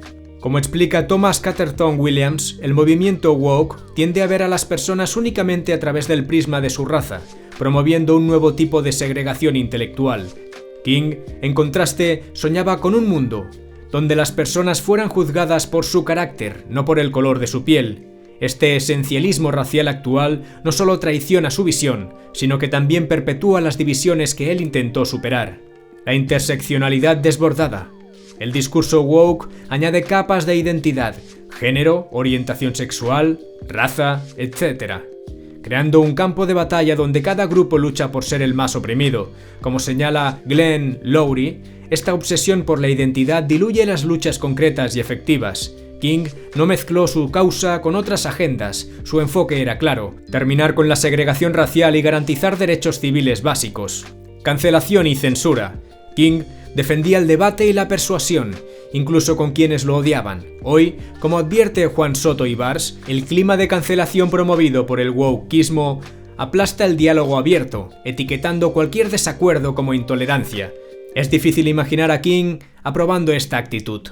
Como critica Roberto Vaquero, la izquierda woke ha perdido contacto con las clases trabajadoras, centrándose en cuestiones simbólicas y superficiales mientras ignora problemas estructurales como el desempleo, la precariedad laboral o la vivienda. King, en sus últimos años, abogó por un cambio económico profundo, incluyendo la creación de una coalición interracial de trabajadores. De manera que nos cabe preguntarnos, ¿qué pensaría Martin Luther King Jr. del panorama actual? Si King levantara la cabeza, probablemente se sentiría decepcionado con la fragmentación de la izquierda y el enfoque en narrativas que dividen en lugar de unir. Como explica Cornel West, King entendía la lucha por los derechos civiles como una batalla moral y espiritual, no como una guerra de trincheras ideológicas. King criticó tanto al liberalismo moderado, que pedía paciencia, como a los radicales que promovían el odio. Su enfoque era pragmático y humanista. En un mundo donde el activismo se mide en likes y hashtags, es difícil imaginar que King aprobara la superficialidad de gran parte del discurso woke. Martin Luther King Jr. nos deja lecciones fundamentales que siguen siendo relevantes. La unidad por encima de la división. King creía en construir puentes, no muros. Su lucha fue inclusiva, buscando el bien común. La importancia de lo concreto. Mientras la izquierda woke se pierde en simbolismos, King luchaba por cambios tangibles, leyes, derechos y oportunidades reales. Y el valor del diálogo, incluso frente a sus enemigos, King defendía el diálogo como una herramienta para el cambio. ¿Saben aquell que diu: "A mi hijo le hemos puesto gafas"? ¡Coño, qué nombre más feo! Arturo Pérez Reverte, el escritor que incomoda y fascina. El segundo hombre del que vamos a hablar es alguien que no solo ha dejado una huella imborrable en la literatura, sino que también ha sabido mantenerse firme en sus convicciones sin importar a quién incomode. Arturo Pérez Reverte, escritor, periodista, académico de la lengua y sobre todo una voz que no teme decir lo que muchos piensan pero pocos se atreven a expresar. Hoy haremos un recorrido por su trayectoria profesional, su grandeza como narrador y sus opiniones sobre política y sociedad, siempre controvertidas pero cargadas de verdad. Prepárate para conocer a un hombre que encarna la esencia de la independencia intelectual. De reportero de guerra a académico de la lengua. La carrera de Arturo Pérez Reverte comenzó lejos de las novelas y los premios literarios. Durante más de 2 décadas, trabajó como reportero de guerra para medios españoles, cubriendo conflictos en lugares como Bosnia, Eritrea y el Golfo Pérsico. Esta etapa de su vida no solo lo marcó profundamente, sino que también moldeó su visión del mundo, una visión cruda, sin adornos y profundamente humana. Su experiencia en el campo de batalla lo llevó a desconfiar de las versiones oficiales, a cuestionar las narrativas impuestas y a desarrollar una visión crítica hacia los gobiernos, incluidos los de su propio país. Como él mismo ha dicho en varias entrevistas, en la guerra ves lo peor y lo mejor del ser humano, y eso no se olvida. En 1994 dejó el periodismo para dedicarse por completo a la literatura. Hoy, con más de 40 novelas publicadas, es uno de los escritores más leídos y respetados, tanto en España como en el extranjero. Arturo no solo es un escritor prolífico, sino también un narrador magistral. Sus novelas combinan acción, historia y reflexión, creando mundos que atrapan al lector desde la primera página. Entre sus obras más destacadas están El Capitán a la Triste, una saga ambientada en el siglo de oro español que mezcla aventuras, política y un retrato nostálgico de un pasado glorioso, pero decadente. La Reina del Sur, una historia de narcotráfico y supervivencia que ha cautivado a lectores en todo el mundo y ha sido adaptada a la televisión. Hombres buenos, una exploración de la ilustración y el choque entre el conocimiento y la ignorancia. Sidi, una reinvención del Cid campeador, mostrando al héroe como un hombre complejo y real. Lo que hace única su literatura es su capacidad para sumergirse en la historia sin idealizarla, retratando personajes que, aunque heroicos, son profundamente humanos. Como él mismo dice, la literatura no es para embellecer el mundo, sino para entenderlo. Reverte no se considera un político, pero sus opiniones son más influyentes que las de muchos. Es un crítico feroz del gobierno de España, sin importar el partido en el poder. Según él, la clase política española es un reflejo de los peores vicios nacionales, la mediocridad, la desidia y el cortoplacismo. Su crítica no se limita a los políticos, también dispara contra los medios de comunicación, a los que acusa de haber abandonado su responsabilidad de informar para convertirse en herramientas de manipulación. Hoy no se busca la verdad, se busca el titular que venda más clics, ha dicho en más de una ocasión. En temas sociales, defiende valores como el esfuerzo, la disciplina y la responsabilidad individual, algo que, según él, se está perdiendo en una sociedad que prefiere culpar a otros antes que enfrentarse a sus propios errores. En cuanto a la identidad nacional, Pérez Reverte ha defendido una visión de España que no huye de sus errores, pero tampoco se avergüenza de sus logros.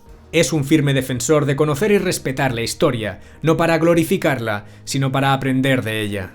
Aunque es conocido por su carácter directo y a veces brusco, quienes lo conocen de cerca aseguran que Arturo Pérez Reverte es una persona cálida y generosa.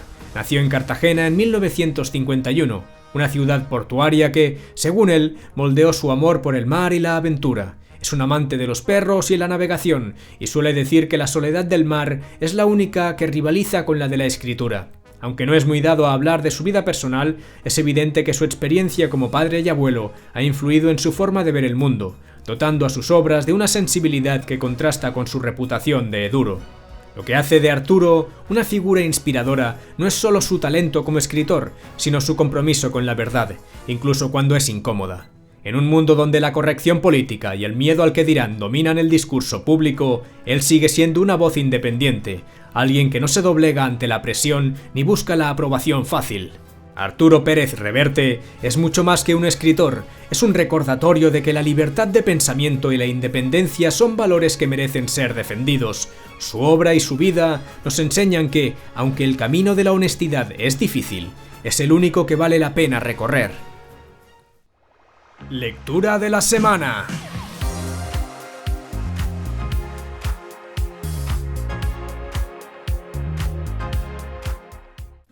Bienvenidos a la lectura de la semana, donde exploramos textos que nos invitan a reflexionar, a cuestionar y sobre todo a crecer como seres humanos. Hoy nos adentramos en un capítulo extraído de El hombre en busca de sentido, una obra que no solo es un testimonio del horror de los campos de concentración nazis, sino también un faro de esperanza y humanidad.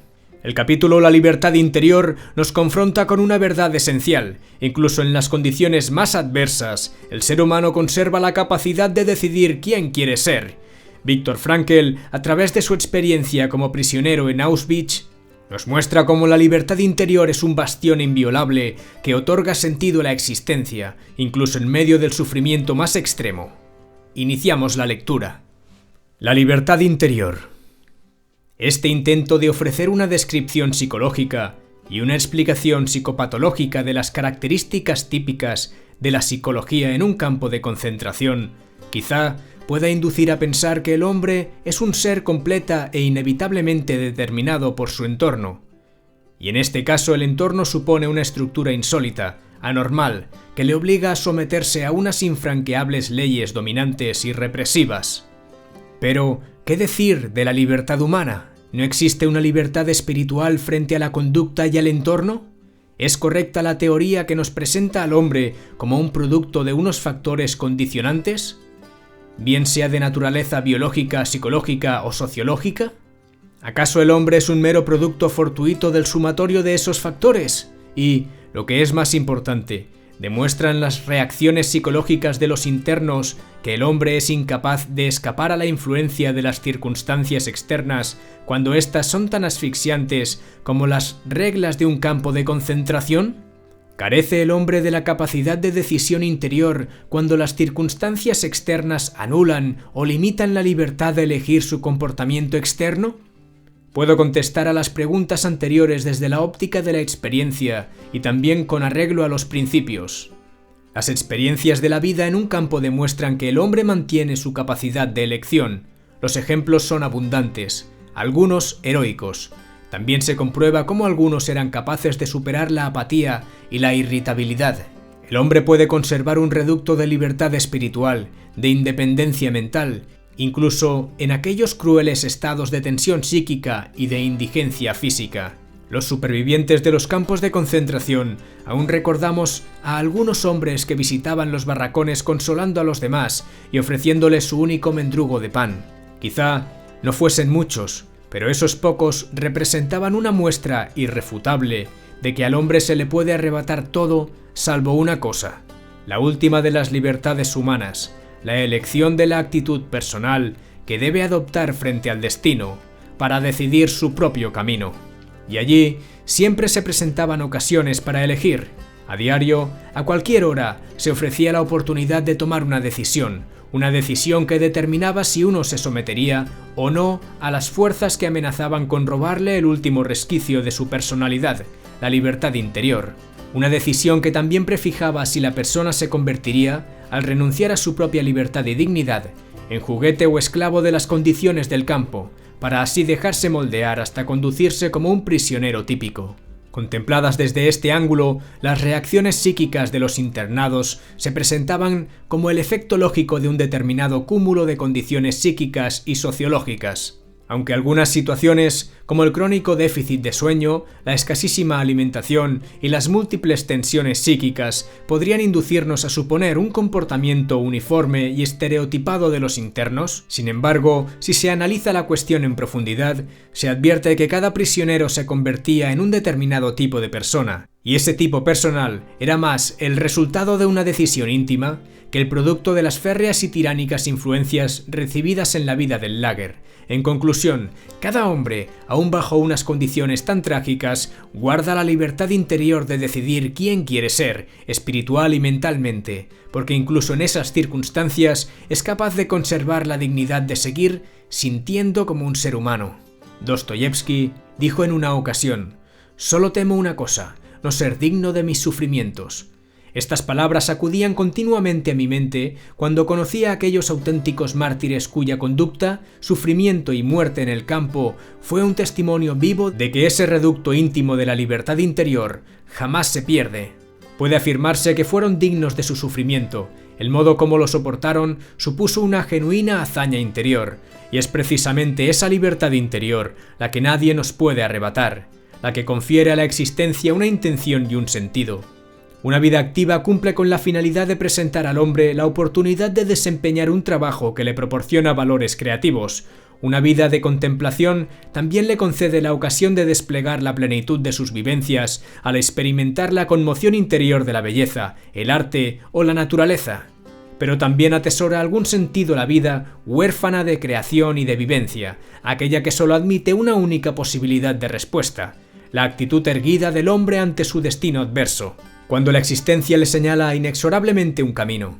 En esas condiciones, al hombre se le cierran las posibilidades de realizar valores de creación o de vivencia, pero aún así, la vida continúa ofreciendo un sentido. En síntesis, cualquiera de los distintos aspectos de la existencia conserva un valor significativo, el sufrimiento también. El realismo nos avisa de que el sufrimiento es una parte consustancial de la vida, como el destino y la muerte. Sin ellos, la existencia quedaría incompleta. La principal preocupación de los prisioneros se resumía en esta pregunta: ¿sobreviviremos al campo de concentración? De no ser así, aquellos atroces y continuos sufrimientos, ¿para qué valdrían? Sin embargo, a mí personalmente me angustiaba otra pregunta. ¿Tienen algún sentido estos sufrimientos, estas muertes? Si carecieran de sentido, entonces tampoco lo tendría sobrevivir al internamiento. Una vida cuyo último y único sentido consistiera en salvarse, o no, es decir, cuyo sentido dependiera del azar del sinnúmero de arbitrariedades que tejen la vida en un campo de concentración, no merecería la pena ser vivida. Bien, vamos a analizar ligeramente el texto. El relato de Frankl parte de una premisa que desafía muchas teorías psicológicas. El hombre no es solo un producto de su entorno. Aunque las condiciones externas sean tiránicas, como lo fueron en los campos de concentración, siempre existe una última libertad: la elección de nuestra actitud ante lo que nos sucede. Frankl nos lleva a recordar a aquellos prisioneros que, incluso en las barracas más miserables, compartían su último mendrugo de pan o consolaban a otros.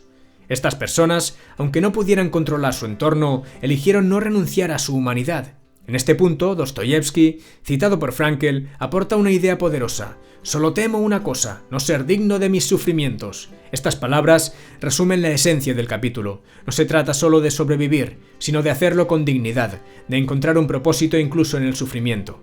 Frankl subraya que esta capacidad de decisión íntima es lo que define quiénes somos. Mientras que muchos se convierten en prisioneros típicos, moldeados por el entorno, otros trascienden las circunstancias y descubren una libertad que nadie puede arrebatarles. Frankl nos invita a replantearnos sobre nuestra relación con el sufrimiento. Según él, el dolor no es algo que podamos evitar, pero sí algo que podemos dotar de significado.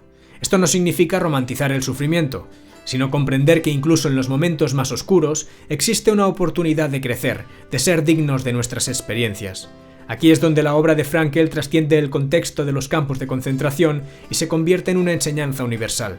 Todos enfrentamos dificultades en la vida, enfermedades, pérdidas, decepciones, pero en cada una de estas pruebas tenemos la opción de decidir cómo responder. Si trasladamos estas ideas al presente, surge una pregunta inevitable: ¿cómo hemos integrado o distorsionado esta noción de libertad interior en nuestra sociedad actual?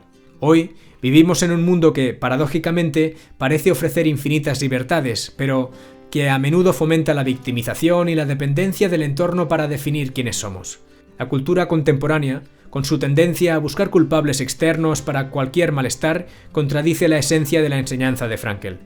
Como explica Greg Lukianoff, en un mundo de cancelaciones y espacios seguros, hemos perdido la capacidad de enfrentar el sufrimiento con dignidad, prefiriendo evitar el conflicto antes que aprender de él. Frankl nos recuerda que la verdadera fortaleza no está en eliminar el dolor, sino en afrontarlo con un propósito. El mensaje de la libertad interior es claro: aunque no podamos controlar todo lo que nos sucede, siempre podemos controlar cómo respondemos. En este reducto de libertad espiritual reside nuestra verdadera humanidad, y con ella el sentido de nuestra existencia. Si algo nos deja este capítulo es la certeza de que, incluso en las circunstancias más extremas, siempre hay una elección que hacer. Y Viktor Frankl no solo sobrevivió al error, sino que nos legó una enseñanza que trasciende generaciones. Vivir con propósito, dignidad y libertad interior es el acto más poderoso de resistencia frente al caos. A medida que enfrentamos nuestros propios desafíos, recordemos las palabras de Frankl y de aquellos héroes anónimos que, en medio del sufrimiento, eligieron el camino de la dignidad. Tal vez no podamos cambiar nuestro entorno de inmediato, pero siempre podemos cambiar nuestra actitud hacia él. Y así llegamos al final de este segundo episodio del podcast de EMCO Producciones. Espero que os hayáis llevado ideas, reflexiones y quizás alguna chispa de curiosidad para seguir explorando por vuestra cuenta.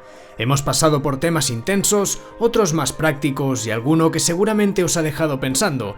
Y eso es exactamente lo que buscamos aquí: abrir puertas, no cerrarlas. Si os ha gustado este episodio, os invito a darle like al vídeo y a suscribiros al canal si aún no lo habéis hecho. Es un pequeño gesto para vosotros, pero una gran ayuda para que este proyecto siga creciendo y podamos llegar a más personas con este contenido.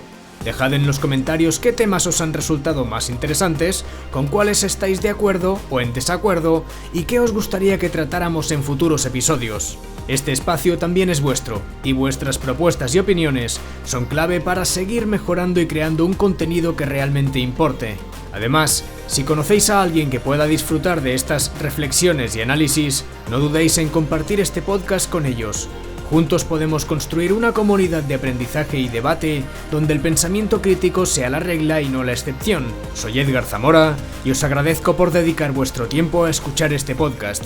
Nos vemos en el próximo episodio de EMCO Producciones, el martes dentro de 2 semanas. Hasta entonces, seguid aprendiendo, reflexionando y sobre todo viviendo con propósito.